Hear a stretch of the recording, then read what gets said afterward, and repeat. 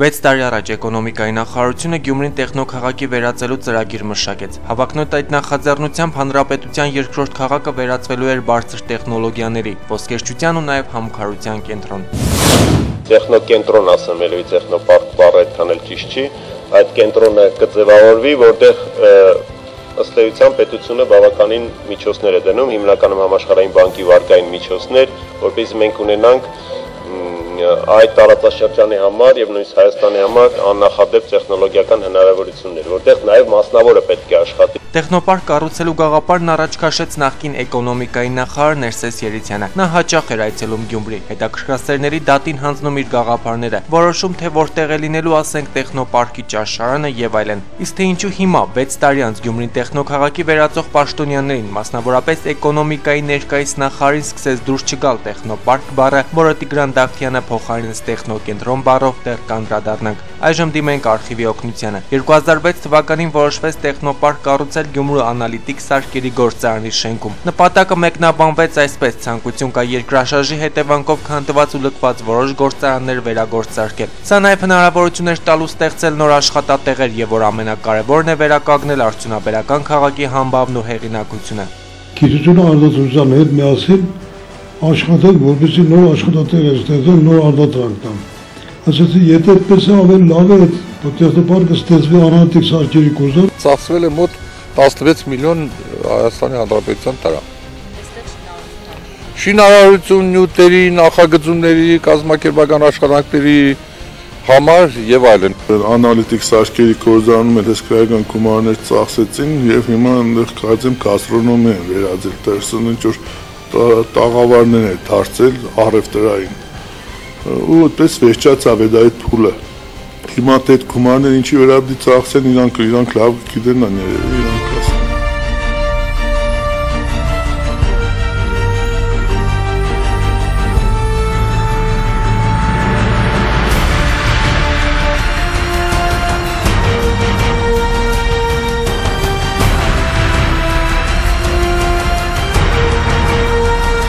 Հետագա 3 տարիներին Գյումրին տեխնոքաղաքի վերածելու վերաբերյալ հայտարարությունները գործնական կիրառություն չստացան։ Հայտարարություններ եղան այն մասին, որ համաշխարհային շուկայում արձանագրված ֆինանսատնտեսական ճգնաժամը լուրջ հետևանքներ է թողել նաև մեր երկրի տնտեսության վրա։ Հետևաբար կառավարության կողմից մշակված ծրագրերը, այդ թվում եւ հանրապետության երկրորդ քաղաքը տեխնոքաղաքի վերածելու գաղափարներն առաջիկա տարիներին շարունակելու են մնալ թղթի վրա։ Եվ միայն 2009 թվականին դարձյալ ակտիվորեն սկսեցին խոսել այն մասին, որ շուտով էկոնոմիկայի նախարարության մշակած ծրագիրը կվերակենդանանա։ Հենց այդ ժամանակ էլ անսպասելի տեղեկություն տարածվեց. Գյումրիում ինքնաթիռներ են նախագծելու։ Արխիվ 2009 թվական։ Ամենուրեք սկսեցին խոսել ու երևակայել, թե ինչպիսին կարող է լինել տեղական արտադրությամբ նախագծված ինքնաթիռները։ Ինքը Գուրգեն Պարոնյանը վստահ էր, որ միայն ցանկություն ու կամք է պետք եւ ամենաֆանտաստիկ գաղափարները այդ ժամանակ կյանքի կկոչվեն։ Գուրգեն Պարոնյանը ոչ միայն լավատես, այլև վստահ էր, որ ավիաշինությունը Գյումրիում զարգանալու է։ Ցանկություն եւ կամք։ Ցանկացած ինչքան որ ֆանտաստիկ գաղափար է թվա, այդ գաղափարները կարելի է իրականացնել։ Մենք բացի լավատեսից վստահ ենք։ Իսկ տեխնոպարկի հաջողությունների կենաց խմող փոխնախարար Վահե Դանիելյանին էլ այդ ժամանակ հարցրինք մանկավարժականի շենքի շինարարությունից, որտեղ բաբախելու էր նորորյա տեխնոքաղաքի սիշտը։ Գյումրիի նախավերջին այցելության ժամանակ հենց Վահե Դանիելյանն էր խոստացել հաջորդ անգամ գալ ուղիղ մանկավարժականի շենք։ Մենք խոս տվեցինք, չէ՞, ընթացքը ինչումն է, երեխեք ջան, պետք է իմանաք, որ վարկը արդեն էֆեկտիվ է։ Մեր տերմինով դա նշանակում է, որ վարկը արդեն կարելի է օգտագործել։ Եվ գիտեք, որ ձեռնարկությունների ինկուբատորը արդեն ավարտին է հասցրել շենքի նախագիծ ամբողջությամբ, նախագծային փաթեթը։ Գումարները, որոնք հատկացվում էին ինչպես պետական բյուջեից, այնպես էլ համաշխարհային բանկից պետք է ծախսվեն Գյումրու պետական մանկավարժական ինստիտուտի նախկին շենքը վերակառուցելու եւ այն որպես տեխնոպարկի գլխավոր կենտրոն օգտագործելու համար։ 2009 թվականին էկոնոմիկայի փոխնախարարը վստահաբար հայտարարեց տեխնոպարկի հիմնական շինարարությունը շուտով կմեկնարկի։ Իրականում այդպես չեղավ։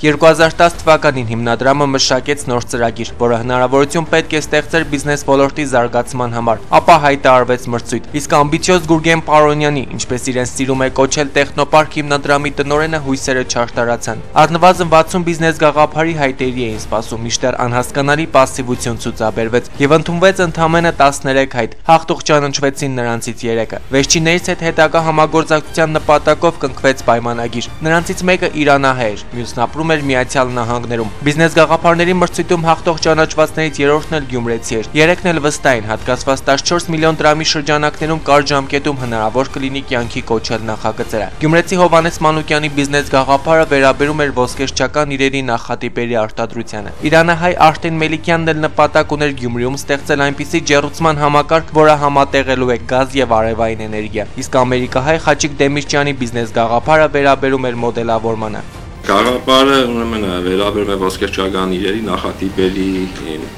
դիզայնին եւ արտադրությանը, այսինքն ստեղծվի ընկերություն, որը կզբաղվի ոսկերչական եւ գեղազարդային իրերի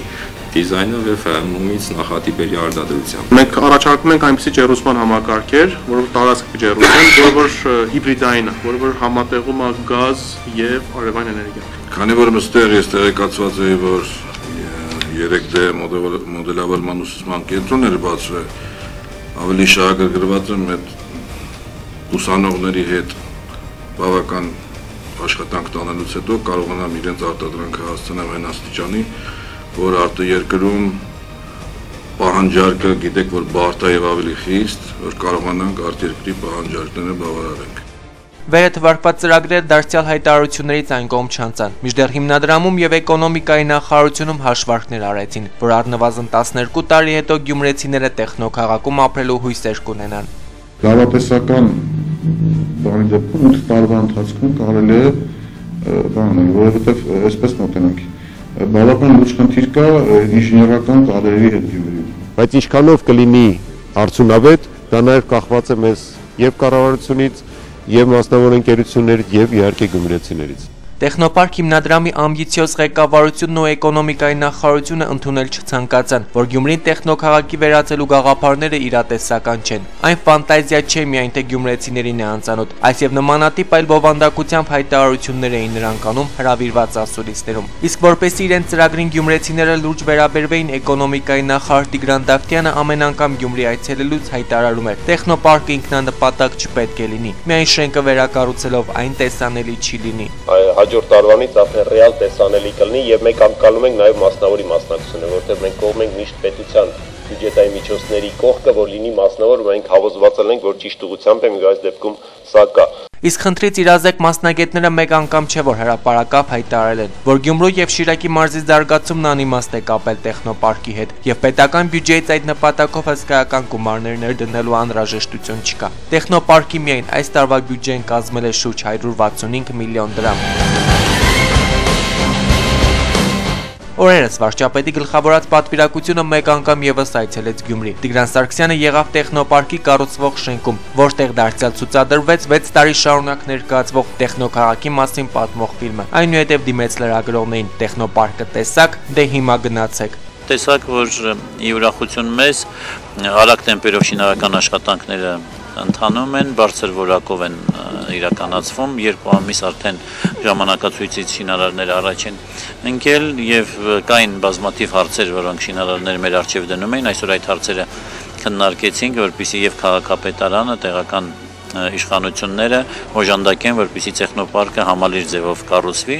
Ինչևից է, կառավարության եւ էկոնոմիկայի նախարարության մշակած ծրագիրն առայժմ գյումրեցիների, Գյումրի այցելող պաշտոնյաների եւ հյուրերի համար կշարունակի մնալ որպես նեղ շրջանակների մտքի թռիչք։